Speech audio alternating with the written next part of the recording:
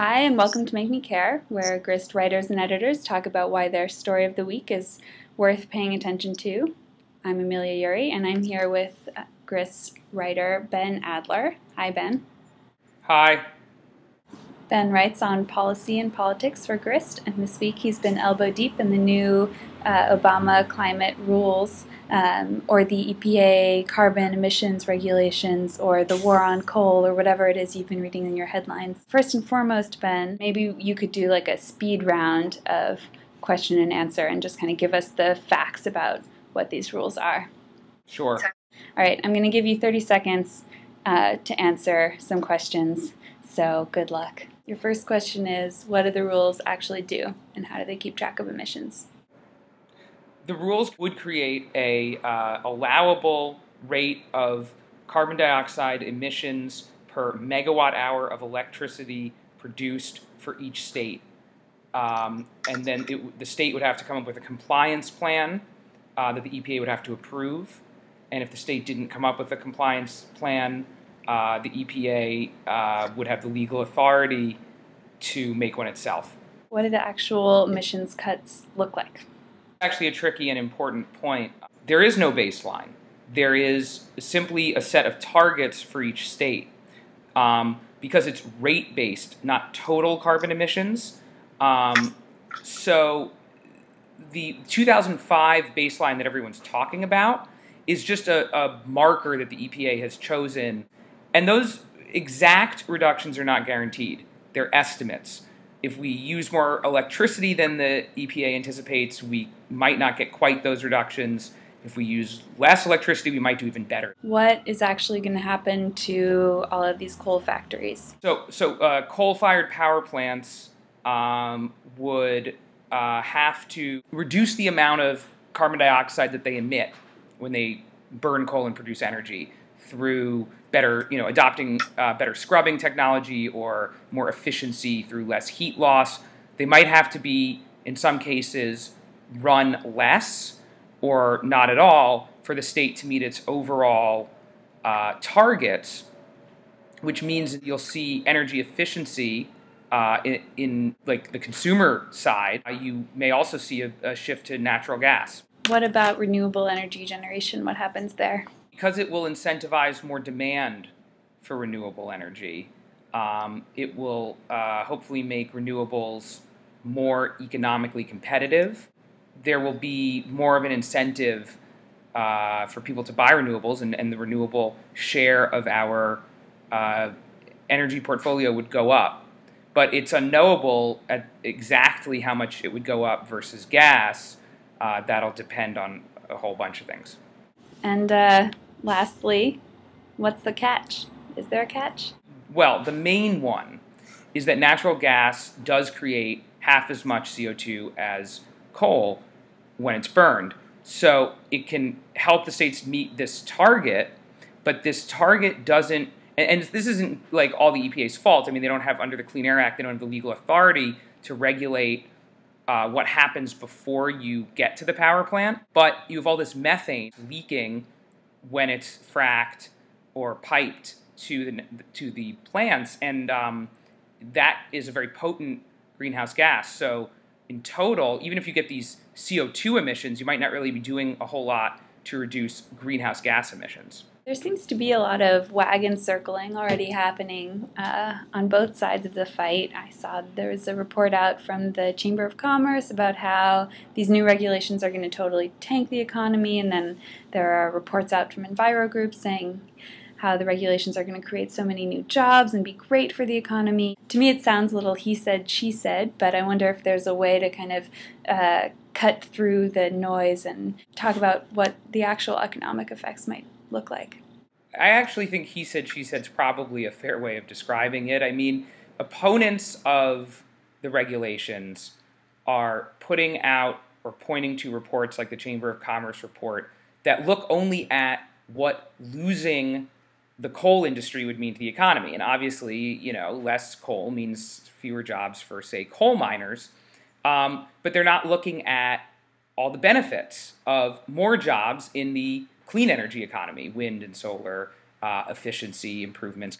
And they're also not looking at the benefits of less pollution, people being healthier, not missing work or school, for example. I have yet to see anyone, with the possible exception of the EPA itself, even try to subtract the economic losses from the economic benefits and come up with a net result. These are projections about things that will be happening years from now.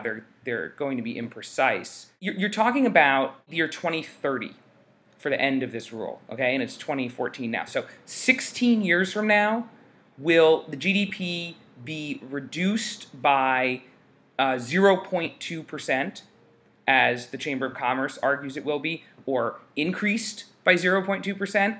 I mean, that depends on a whole bunch of things. I think anyone who claims to know with precision how many dollars of GDP will be gained or lost 16 years from now, well, if they have a crystal ball that can show us that, I want to see it.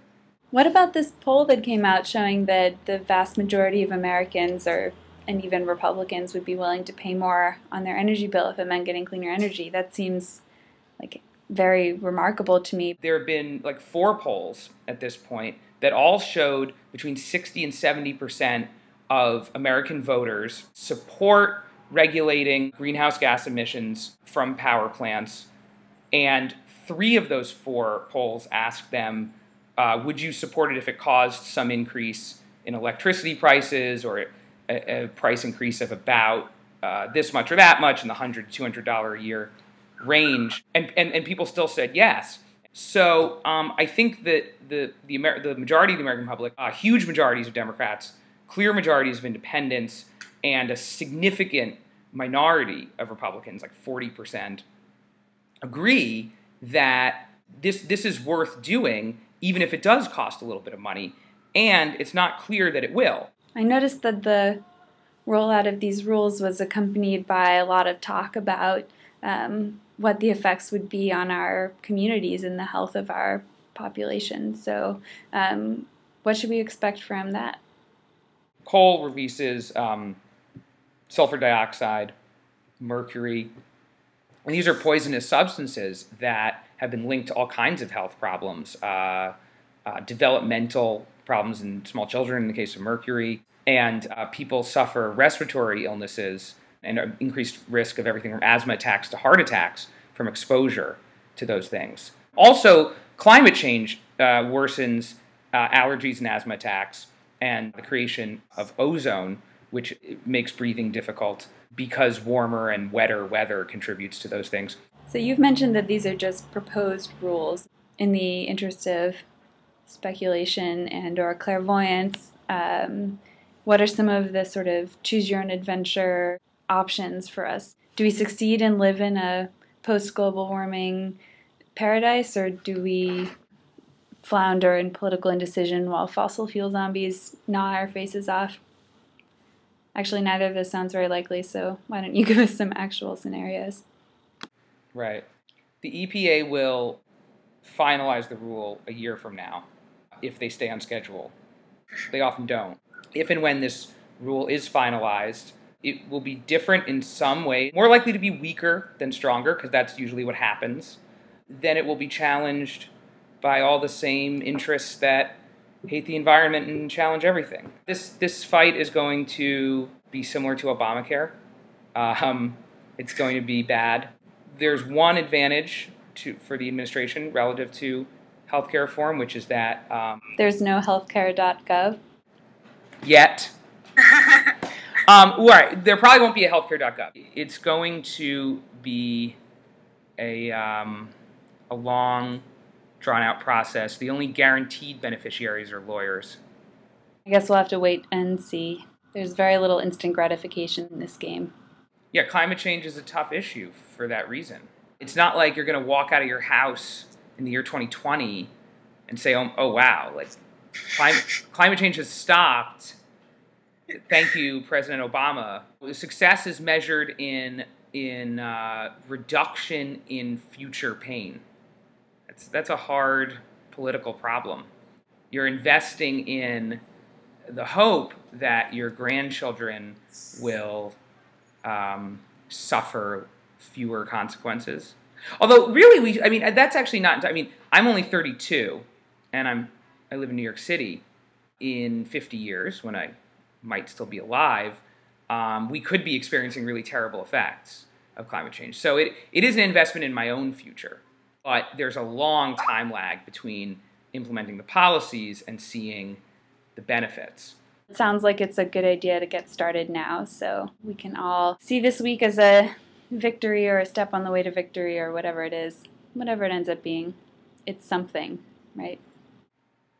It is something, and that's not something environmentalists get to say very often. Well, thanks for joining us being me in front of my chalkboard. It was very nice to talk to you, so thanks for sharing. Thank you, you too. So that was, and this continues to be, Make Me Care. If we made you care, or if you have other questions for us or feedback, you can leave that in the comments. We'd love to hear from you, and let us know what you'd like to hear us talk about next. Who knows, maybe we'll listen to you.